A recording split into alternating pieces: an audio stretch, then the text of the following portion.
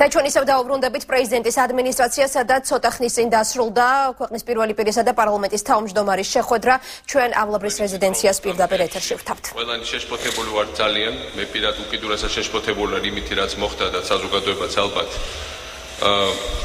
პრეზიდენტის დაუგეგმავი დაგეგმილი მიმართვის წინ ეროვნული ბიბლიოთეკის მიმდებარე ტერიტორიაზე, როცა მოხდა მასობრივი ეგზეკუცია კრიმინალთა ბანდის მიერ, ციხიდან გამოშვებულ კრიმინალთა ბანდის მიერ და არა რაღაც ხალხის მიერ, კრიმინალთა ბანდის მიერ საქართველოს ოპოზიციის მთელი ხელმძღვანელი შემადგენლობის პრაქტიკულად.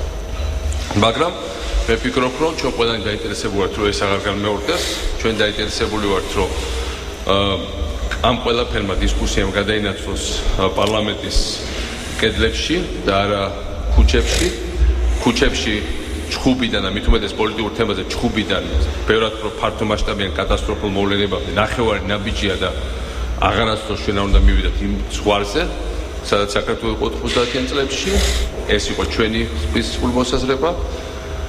მე ვფიქრობ, ბატონი დავითი იზიარებს ამ ჩვენ შეშფოთებას.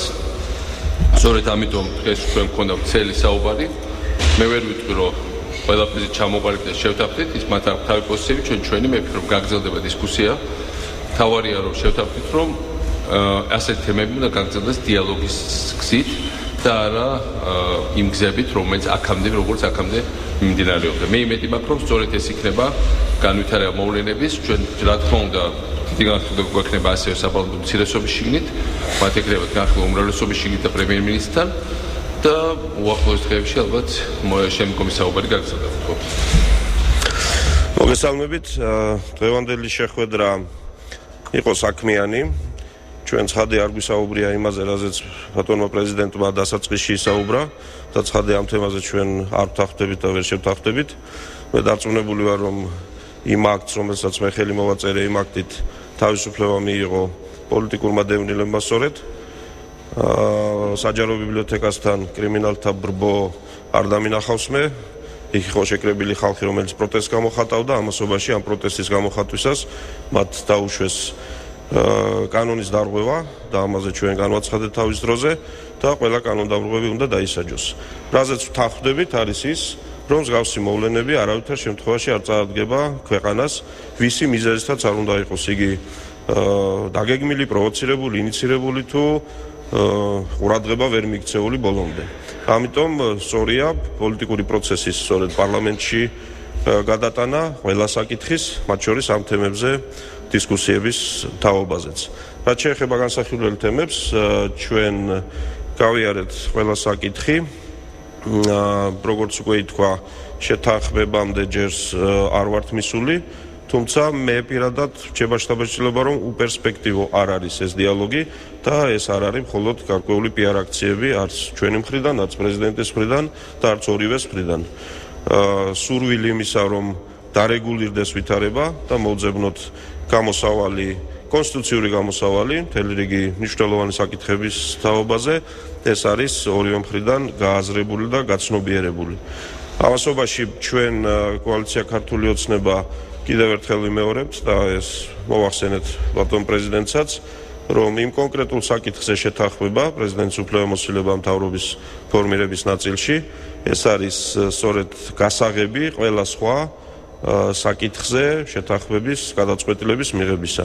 თუმცა მე დეტალებზე არ და ვერ ვისაუბრებ, მაგრამ საუბრის პროცესში გამოიკვეთა რაღაცა ახალი შესაძლო სქემებიც, ვარიანტებიც, ამიტომ ამ თემაზე საჭიროა დაფიქრება. პრეზიდენტი და მისი გუნდი ამ თემაზე ალბათ უახლოესი, არ ვიცი, დღეს ჩვენ არ შევთანხმებულად ამას დამატებით გაცნობებთ. ორიოდე დღეში ჩვენ კვლავ გვექნება შეხვედრა. მე მოვისმინე ყურადღებით ცხადია მათი მოსაზრებები და ყველა ის საკითხი, რომელიც მათ აღელვებთ და ეს ამის თაობაზე ჩვენც გვექნება შიგნით განხილვა. კიდევ მეორე, შეთანხმება არ არის მიღწეული, მაგრამ პროცესს უპერსპექტივოს ვერ დავარქმევ. დიდი მადლობა. მადლობთ. მე ძალიან მოკლედ დავამატებ. პირველ რიგში ჩემი შეფასებითაც შეხვედრა იყო ძალიან საქმიანი და დღევანდელ სიტუაციაში სწორედ ეს არის თავარი, იმიტომ რომ ალბათ არის თემები, რაზეც ჩვენ ვერასდროს ვერ შევთანხმდებით, მაგრამ ყველანი ვთანხმდებით იმაზე, რომ მაქსიმუმი უნდა გავაკეთოთ იმისთვის, რომ ყველა იმ საკითხში, სადაც შეგვიძლია შეხების წერტილი მოვძებნოთ და საერთო მოვძებნოთ, ყველა ამ საკითხზე უნდა ვიმუშაოთ და გავაგრძელოთ მუშაობა.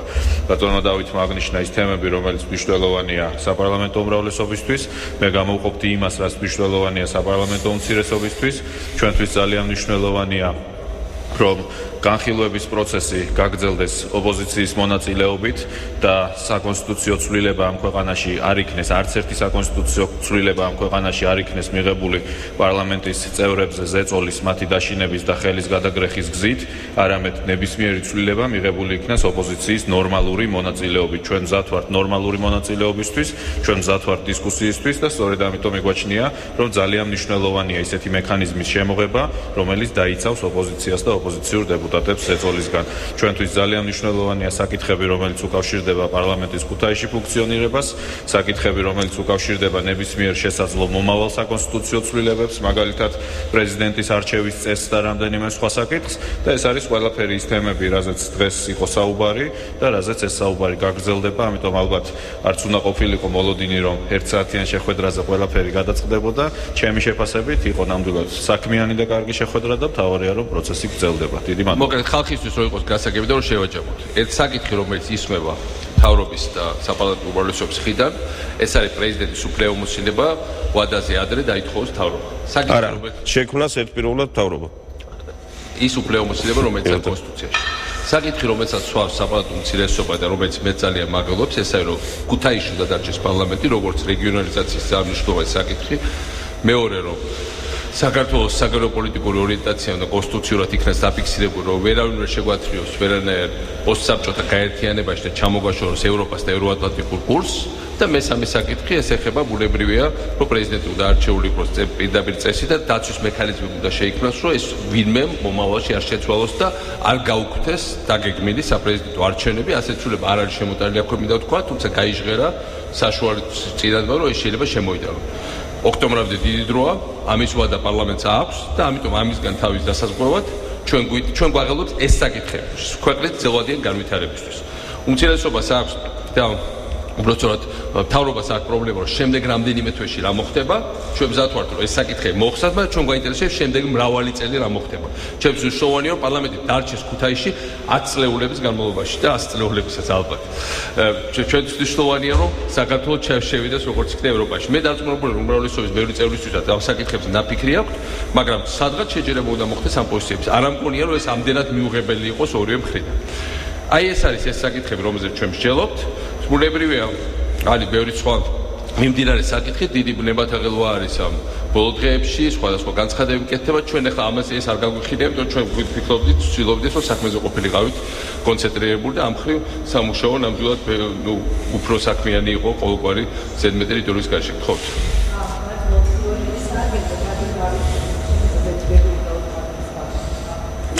ძალიან გისმენთ.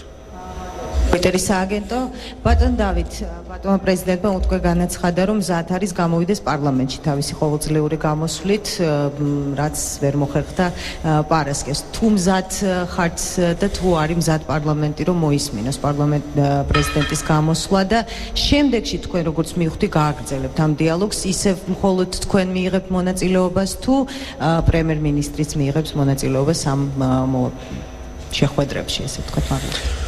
ბოლოდან დავიწყებ შეხვედრებში მონაწილეობას მიიღებს ის ხალხი, რომელიც საჭიროა ამა თუ იმ ეტაპზე შეხვედრების. პრემიერ-მინისტრმა გუშინ გააკეთა განცხადება და ბრძანა, რომ ის თავადაც სად არის ჩაერთოს ამ პროცესის განვითარების კვალობაზე და მე მგონი გასულმა თვეებმა დაადასტურა, რომ პრემიერ-მინისტრს და პრეზიდენტს შეხვედრის თუ ერთმანეთთან საუბრის პრობლემა არ აქვთ, მაგრამ ამასობაში ამ საუბარს უნდა ჰქონდეს შედეგი, ამიტომ საკითხების დიდი ნაწილი, რომელზეც ჩვენ საუბრობთ, ეს საპარლამენტო თემატიკა, ამიტომ შემთხვევითი არ იყო, რომ შეხვედრაზე ბრძანდებოდა უმცირესობის ლიდერი ბატონი დავით ბაქრაძე და ამ ფორმატში დავიწყეთ. საჭიროება თუ მოიტანა და ეს არ არის გამორიცხული პრემიერ-მინისტრის ჩაერთვება და შესაძლოა სხვა პირებიც საკითხებს და თემატიკას გააჩნია.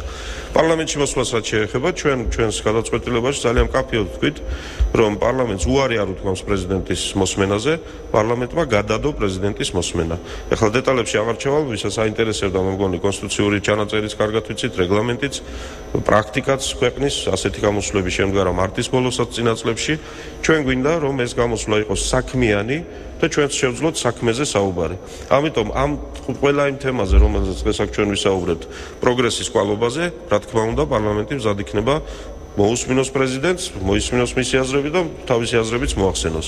იმ საკითხებზე, რომელზეც იყო საუბარი, მე კიდევ ერთხელ მინდა გავიმეორო, რომ ჩვენ მოკლევადიან თემებზე ვსაუბრობთ, იმიტომ რომ მოკლევადიან თემების არასწორად გადაწყვეტა გრძელვადიან თემებს დაგვაშორებს და არ დაგვაახლოვებს და გრძელვადიან თემებზეც.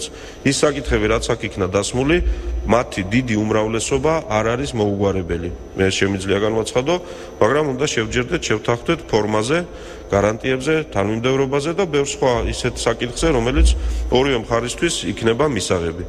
აი ამაზეა საუბარი და არა იმაზე, რომ ვინმე პრინციპულად წინააღმდეგია, ან ვინმე პრინციპულად ითხოვს ამ შემთხვევაში არაპირდაპირ არჩევნებს, ეს ბატონო პრეზიდენტმა ბრძანა, რომ ჩვენ ეს საკითხი საერთოდ არ დაგვისვავს, კონსტიტუციური ცვლილებებში ასეთი თემა არ დევს ახლა, მაგრამ ბუნებრივია პოლიტიკურ ძალას აინტერესებს, ხომ არ გვაქვს ასეთი გეგმა და ამის თაობაზე გარკვეული გარანტიების მიღება. ასე რომ ამ საკითხებზე გაგრძელდება მუშაობა და ფიქრი.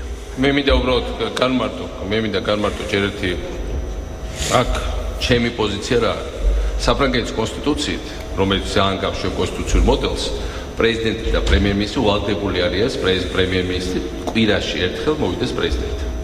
მე მიმაჩნია, რომ არ არის ხა ის სიტუაცია, რომ არ იყოს საგანგებო სიტუაცია. ქალაქის ცენტრში, ციხიდან გამოშებული. თქვენ შეგიძლიათ ჩათვალოთ ის პოლიტპატიმრება, ჩემი თვალსაზრისით ხალხი ვიცხოვრობს კრიმინალურ ლექსიკას, გამოიყურება როგორც კრიმინალი, მოქმედებს როგორც კრიმინალი, გასამართლებული იყო მკვლელობისთვის, დაჭრისთვის, ამბოხისთვის და ასე შემდეგ, არის კრიმინალი. ეს ჩემი განმარტება და მე მაქვს უფლება ჩემი განმარტება. 200 პოლიტიკოსი არ არის საქართველოში, არათუ 200 პოლიტპატიმარი. ეს თქვენი გადაწყვეტილება იყო, ან იმ ხალხის გადაწყვეტილება, ვინც ეს პარლამენტ შემოიტანა. მაგრამ ნუ ეს ამ ხალხმა მოაწყო ცემა-ტყება საპარლამენტო ოპოზიციის, რომელიც მოდიოდა ჩვეულებრივ საჯარო ღონისძიებაზე.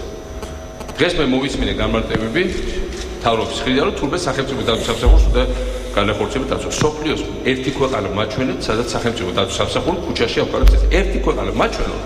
ეს რაღაც სულ ახალ მებსულებთ საქართველოს და მე დაუვალებ სახელმწიფო დაცვის სამსახურს. ბატონო მიხეილ, ამისთვის შევიკრიბეთ აქ? ბოდიში არა მოდიში. ხო, ამიტომ რაზე შევიკრიბეთ, იმაზე ვისაუბროთ, მეც მაქვს ჩემი მოსაზრებები ამ ყველაფერზე. დიახ, გისმენთ. რაც ხალხს აგებობს. ამიტომ კიდევ ერთხელ ამაზე უფრო სერიოზული თემა, თქვენი პრემიერ-მინისტრი რომ მოსულიყო პრეზიდენტთან, თუ არა კრიმინალების მიერ ეგზეკუტორ რას ვლაპარაკობთ? ჩვენ უკრიტიკოთ მე არ მივიღებ იმას, რასაც ვთავაზობ. ჩვენ ვთავაზობთ, რომ თურმე არ არის ისეთი მნიშვნელოვანი საკითხები, რა ეს პრემიერ-მინისტრი ვალდებულია რომ მოვიდეს. მე ვძანებთ, რომ ახლა პრემიერ-მინისტრი უნდა მოსულიყო აქ, ამას ვძანებთ? იმედია რომ მომავალში მოვა. კი ბატონო, რა თქმა უნდა. რაც შეეხება ჩვენს გრევადაში, იმედია რომ მომავალში მოვა. რა თქმა უნდა. ქვეყანაში არის საგანგებო სიტუაცია. ქვეყანაში ხდება დღეს ერთის მხრივ პარლამენტში კონსტიტუციურ უმრავლესობას უკანონო გზებით მითვისების ცდილობა, მეორე ქუჩაში დევნა ოპოზიციის, რაც არის მიუღებელი. მესამე, ამითი ძალიან სუსტება ქვეყნის საერთაშორისო პოზიციები და ეს არ შეიძლება თქვენც და მეც არ გვაღელვებთ ძალიან ბატონდავით. თქვენ ეს ჩვენი ვრათით და მეც ასე ვიცი, რომ საქართველოს გამოიყურება როგორც რაღაცა საკმაოდ განუვითარებელი მესამე მსოფლიოს ჩამორჩენილი ქვეყანა, აი ამ სურათებთან ტელევიზორში გავიდა, ეს 100-ია. და ეს ჩვენი საერთო შეშფოთების საგანია, ამიტომ ეს არის ის თემები, სადაც პრემიერ-მინისტრმა კეთილი დებოს და ჩაერთოს. თქვენ ჩართოს ჩვენ ვაფასებთ და კარგია რომ ჩაერთო. ჩვენ მზათა ვართ რომ ასე პარლამენტში იყოს ფართო დისკუსიები და საერთოდ უნდა იყოს ფართო საზოგადოებრივი დისკუსიის თემა. აქედან გამომდინარე, ჩვენ ვართ მზად რომ გავაგრძელოთ ეს საუბრები, ჩვენ გვაწუხებს ეს საკითხები, რომელიც გვაწუხებს, მე მესმის მთავრობას რასაც უხებს, ამას აღარ გამიმეორებთ ახლა, ყველაფერი გასაგებია. საკმარისია რომ ეს დიალოგი უბრალოდ გაგრძელდეს, ჩვენ მივიდეთ ყველა იმ წერტილამდე, სადაც შესაძლებელი იქნება შეთანხმება. მე მაინც იმედი მაქვს, რომ როგორც მოვახერხეთ ჩვენ სულ დასაწყისში, ოქტომბერში, ყოველგვარი ზედმეტი ექსესების გარეშე გადაბარება მთავრობის, მათ შორის იმ ფუნქციებისაც, რომელიც გადაბარება ავტომატურად არის კონსტიტუციის გარანტირება, რაც ესე იყოს სწორი, მე ახალს მიმაჩნია, ზუსტად ასევე შევძლებთ ამ თითქმის ჭირყული სიტუაციიდან საერთო გამოსავლის ფორმას. რა თქმა უნდა, და ახლა ყველანი ჩავერთოთ, ახლა პოზიციებში ჩახედდობის ზღვა არავისთვის არ არის. და მე უბრალოდ ამის თქმა მინდა და არა ის, რომ თქვენ არ უნდა მოსულიყავით. რა თქმა უნდა, თქვენც უნდა მოსულიყავით. პრემიერ-მინისტრად სიამოვნებით შევხვდებით და ყველა სხვა ადამიანს, ვინც ამ თემებზე მუშაობს. ეს არის და ეს. უბრალოდ კიდე ნათია გოგსაძე რუსთავი დავით უსუფაშვილმა განაცხადა რომ რაღაც სხვა სქემებზე არის საუბარი და დღეს ამ თემაზე საუბარი არ იქნება, მაგრამ მე მაინც მინდა გითხოთ, ერთგვარ წინაპირობა და ულტიმატუმად იყო წაყენებული, რომ თუ არ იქნება საკონსტიტუციო ცვლილება, რომელიც გულისხმობს პრეზიდენტის ამ კონკრეტული უფლების შეზღუდვას, ასეთ შემთხვევაში პარლამენტი არ მოусმენდა პრეზიდენტს. ამ საკითხზე თუ იყოს საუბარი და იქნება თუ არა მსგავსი ტიპის ულტიმატუმი და საკონსტიტუციო ცვლილებებთან დაკავშირებით, რა კომპრომისი შეიძლება მოძებნოთ თქვენ? რა გამოიკვეთა ამ შეხვედრაზე? თქვენ და მე მე უბრალოდ ერთ-ერთი რაც სულთა ის მე როგორც გავი მე არ ვიფიქრე რომ ულტიმატუმი იყო თუ არ იყო. მე ერთი რამე რაც მივხვდი და ამ დღეებში და ბატონ დავითი არ ვიცი რა თუ არა საქმის კურსში, მაგრამ მიდის დეპუტატებზე პირდაპირ ხელის ამოგროხვა, მოვიყვანე კონკრეტულად წინა პრესკონფერენციაში დეპუტატი ლემონჯავა მაგალითად. ფოთის ძალიან კარგი მერი. პროკურორი, ახლა დანიშნულ პროკურორი აღძრა მასზე საქმე, რომ ლემონჯავა თუმე 3 წლის წინ დაუნგრია მას მისი გარაჟი და ამისთვის უნდა დეპუტატის დაჭერა დღეს როცა წლება ეს საკითხი. და თან რა თქმა უნდა მეანიშნებდა თუ მას მოგცემთ მაშინ გარაჟის დანგრევას პროკურორის გაპატიოთ. რომელ ქვეყანაში ხდება ასეთი რამ? ერთი კოდი. აი მე გეტყვით ბატონო მიხეილ, მაშინ როგორ ქვეყანაში ხდება, იმიტომ რომ ამ კითხვაზე უპასუხოთ, თან თავისუფალ რეჟიმში ვისაუბროთ ვიდაბატოთ მაშინ. მეგორი კითხვა სხვა რამე იყო და ამაზეც ვისაუბროთ გოგნება. ფაქტების კონსტატაციას ვახდენ. კითხვა რა იყო, იმაზე უპასუხოთ. ხელების გრეხოთ. დღისით ძისით. ხდება დეპუტატების დაშანტაჟება, მაფიის მეთოდებით. ბატონო მიხეილ, თუ ტელედებატებში ვართ, მე მზად ვარ. თუ კითხვა პასუხის ბატონო დავით ხალხი. კი ბატონო, ასე. ამისთვის ტელედებატებში. კი ბატონო ვიყო. დღისით ძის. ხდება დეპუტატების ხელის დაგრეხვა, რომელიც ხმა და თან აი როცა დაუგრიხავთ 100 დეპუტატს ხელს, მაშინ მოვიდეს პარლამენტში. ჯერ ერთი მე მივალ იმ პარლამენტში, რომელიც არის საქართველოს პარლამენტი. ეს არის საქართველოს ქუთაისში. არანაირ სხვა პარლამენტში მე მისვას ნამდვილად არ ვაპირებ. პარლამენტი ჩემთვის არის მხოლოდ ქუთაისში. როგორც კი ამ პარლამენტის გადმოტანის საკითხი დადგება, ის იქნება უკანონო სახელმწიფო კონსტიტუციური გადატრიალება და უკანონო კონსტიტუციური გადატრიალების რეალობაში საქართველოს აღმოჩნდება სულ სხვა პოლიტიკურ რეალობაში. ამიტომ მე მინდა რომ მთავრობამ ეს კი არ გააკეთოს. მე მინდა რომ მთავრობამ კონსენსუსის გზით 150 ხმით ჩვენთან კონსულტაცია. ჩვენთან არა პროკურორების გარაჟების ამოქექვით, არა ვიღაცის შვილების, ცოლების, მეგობრების დაჭერით. კონსტიტუციური ღია გახსნის საზოგადოებრივი დიალოგი. შევცვალოთ ერთად კონსტიტუცია დავხვეწოთ და ჩვენ ვართ ამისთვის მზად. თუ არის ეს არის ერთი გზა და მეორე გზა არის დეპუტატ ლემონჯავას ბოლომდე ამოგიხოთ ხელი და დააჭერიოთ გარაჟის აგებას. ეს არის ორი გზა, მესამე გზა არ არსებობს. კარგით, მე მოგახსენებთ მესამე გზაზე ახლა. მესამე გზაზე მოგახსენებთ იმაზე, რაც პარლამენტმა ძალიან კაფეოდ ბრძანა და მე მგონი ყველა ვნახეთ ეს დაწერილიცაა. ჩვენ არ დაგვიყენებია არანაირი ულტიმატუმი. ჩვენ თქვით რომ ამ საკითხზე გადაწყვეტილების მიღების შემდეგ მოусმენთ. ჩვენ არ გვითხოვთ ეს გადაწყვეტილება დადებითი იქნება თუ უარყოფითი. ამიტომ ჩვენ არავის ჩვენი მხრიდან ამ თემით პრეზიდენტის პარლამენტში მოსვლის თემით არ ვაშანტაჟებთ. ჩვენ ვამბობთ ამ საკითხზე გადაწყვეტილების მიღების შემდეგ მზად ვართ. გადაწყვეტილება იქნება ან ასეთი, ან ისეთი. ეს ჩვენ არ ვიცით როგორი იქნება. რაც შეეხება ქუთაისში, რა თქმა უნდა, ბატონო პრეზიდენტო, თქვენ ქუთაისში გელით. რა თქმა უნდა, ჩვენ არ ვაპირებთ თქვენს მოსმენას ნოემბერში, დეკემბერში აღარ იქნებით პრეზიდენტი, როცა პარლამენტი შეიძლება სხვაგან იყოს. ამიტომ ეს მხოლოდ ქუთაისში მოხდება. ამ ნაწილში ნოემბრამდე ნამდვილად დალებებული გაქვს თავი ქუთაისში პარლამენტისთვის ტოვება. ამ ნაწილში ქუთაისელებს გაუხარდება ზოგიერთ დეპუტატებს გადასახადო ეწყინება. პარლამენტის შენობა იმდენად მოანგრიეთ, რომ ის ჭკუაზე მოყანას 6 თვე ჭირდება, ასე რომ მაგიტო ეგ ამბავი. რაც შეეხება ძირითად თემას კიდევ მეორე საქმის ინტერესებიდან გამომდინარე, რა თქმა უნდა, მე არ შევა ყველა საკითხში მიხეილ სააკაშვილთან დებატებში, თუმცა სატომაც არა, თუ სურვილი ექნება მას. ვისაუბრებდი ძალიან ბევრ თემაზე, 8 თებერვალზეც, 26 მაისზე, 7 ნოემბერზეც და ძალიან ბევრ სხვა ამბავზე, მაგრამ ჩვენ აქ შევიკრიბეთ ხვალინდელი დღის განსასაზღვრავად. ჩემი და მიხეილის და დავითის და ბიძინასი კი არა, ამ ქვეყნის ხვალინდელი დღის განსასაზღვრავად. და ამიტომ მე აქ მოვედი საქმის ინტერესებიდან გამომდინარე და მივდივარ აქედან საქმის ინტერესებიდან გამომდინარე და ისევ მოვალ. ორჯერ იქნება საჭირო თუ სამჯერ იქნება საჭირო. ასე ვართ განწყობილი ჩვენ კოალიცია ქართული ოცნება და ასე მოვიქცევით. იმიტომ რომ ქართველი ხალხის არჩევანი, რომელიც გამოვლინდა ოქტომბერში, ეს ნიშნავს იმას, რომ პასუხისმგებლობა ჩვენ გვეკისრება. ეხლა ბატონ მიხეილს როგორც ოპოზიციის ლიდერს, რა თქმა უნდა, მეტი თავისუფლება აქვს საუბრის, დაუსაბუთებელი საუბრისაც, ისე როგორც მე მქონდა 1 წლის წინ, როცა ოპოზიციაში ვიყავი, მაგრამ ჩვენ ხელისუფლებაში ვართ, ამიტომ საქმე გვაინტერესებს, მომავალი გვაინტერესებს და კიდევ ერთხელ ვიმეორებ, რომ დღევანდელმა შეხვედრამ გამოაჩინა პერსპექტივა სწორი გადაწყვეტილებების მიღების. მე მექნება სურვილი, რა თქმა უნდა, არათხოვნა და რჩევა, ეს ჩემი საქმე არ არის, სურვილი მექნება, რომ ამ საქმეებს საქმიანად მიუდგეს ყველა, უმცირესობა, პრეზიდენტი და მე დარწმუნებული ვარ, რომ მათ ეს სურთ, მაგრამ კიდევ ერთხელ ვისურვებდი, რომ მეტად მოისურვონ და სწორ გადაწყვეტილებებს მივიღებთ. ისეთ გადაწყვეტილებებს, რომლებიც ქვეყანას დაამშვიდებს და წაიყვანს წინ. ზუსტად, მე მიმაჩნია, რომ ჩვენ უნდა ვიყოთ ორიენტირებული მომავალზე, მათ ვარ ზუსტად ჩვენ. სამწუხაროდ ის რაზეც ჩვენ ვლაპარაკობთ, ეს არის აწყო არის რაც მოხდა 3 დღის წინ, აწყოა რაც ხდება დღეს დეპუტატების გარშემო. ეს არის ძიმე აწყო, რაც ადგილობრივი თვითმმართველობის გარშემო ხდება. ეს არის ის აწყო, რაც ხვალინდელ დღეს შეიძლება შეუქმნას საფრთხე. ეს უნდა დავამთავროთ. მე ვფიქრობ, ყველა მიხვდა, რომ ამ მეთოდებით პოლიტიკური ამოცანები არ წყდება. და მე ვფიქრობ, რომ პოლიტიკური ამოცანების გადაწყვეტის ერთადერთი გზა, რაც ჩვენ ვისწავლით 90-იან წლებიდან და ჩვენც და თქვენც ვიყავით 90-იან წლებში მონაწილე ყველა ამ პროცესებში. ყოველ შემთხვევაში მოწმეები თუ მონაწილეებია. დაწყებული 2000 წლის შემდგომ საქართველოს. ერთადერთი რაც გვასწავლა წარსულმა, რომ ერთადერთი გზა არის არა კონფრონტაცია ჩხუბი და მით უმეტეს ხელჩართული ნამდვილი ფიზიკური ჩხუბი და ღმერთმა აგვაშოროს კიდევ ამაზე უფრო უარესი რაც მოხდა საქართველოს გასულში, არამედ ერთადერთი გზა არის დიალოგი. დიალოგი საჯარო ხალხისთვის გასაგონად ყოველგვარი უკანა ოთახებში გარიგების და რაღაცა მეთოდებით. ამიტომ მე მიუხედავად ჩვენი რა თქმა უნდა შეთქვა შემოგვიყვება, რომელიც ბუნებრივი ნაწილია დემოკრატიის, მხოლოდ იმას აჩვენებს, რომ ჩვენ უნდა გავაგრძელოთ ამ თემებზე საუბარი. მიხარია, რომ ქუთაისის გადატანა მინიმუმ უახლოეს კვირეებში და თვეებში არ გაგაცხოვრო, ესე იგი არის შანსი, რომ მე კიდევ მქონდეს საშუალება ამ ძალიან მაგარ შენობაში მიმართო საქართველოს პარლამენტს. ვფიქრობ, რომ თავიდანვე ამაზე უარი არ უნდა გვეთქვა და მაშინ თავიდან ავიცილებთ ყველა წინადღის გართულებას.